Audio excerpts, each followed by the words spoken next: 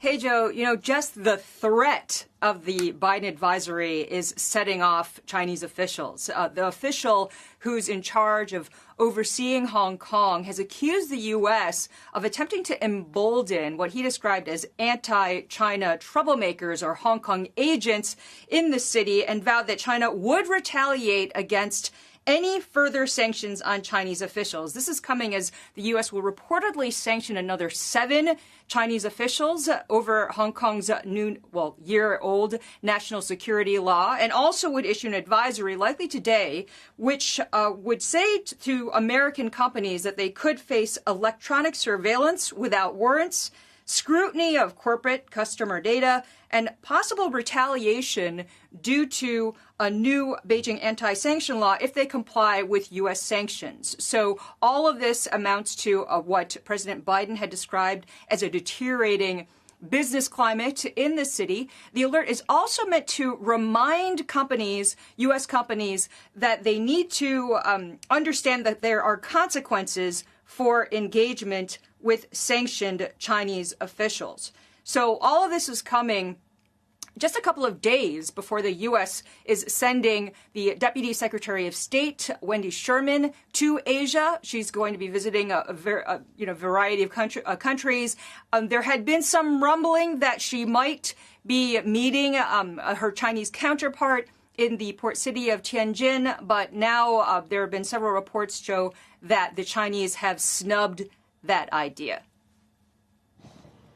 Eunice, there have been threats that people that just work for media companies could go to jail based on what users put up there. Do you know whether is that just a threat? Do you know of any cases where that actually happened? Was that where it was actually enforced, or is it just more of a threat and kind of a scare tactic?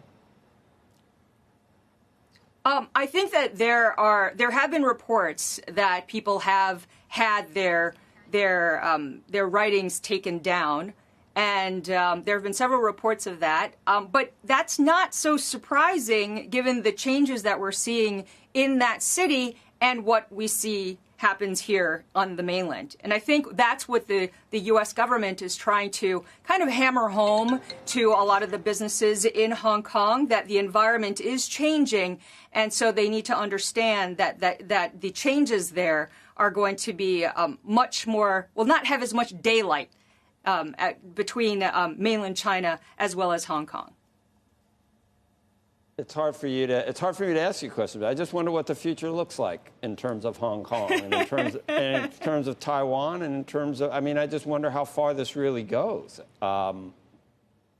It's a difficult question. It's difficult to really know because when you talk to the Chinese government, right, which is managing the entire place, they're going to say that, especially for foreign investors, there isn't going to be any change at all, and that the city is going to be economically prosperous. And there are a lot of business people in Hong Kong who also believe that, and it just depends on which sector you're in. So a lot of Wall Street firms have been hiring like crazy in Hong Kong. They see the potential for Hong Kong to be knitted more closely into the southern part of the country, which is going to be much more economically vibrant because they're experimenting with all sorts of stuff, in the financial realm. So there are people who do believe that.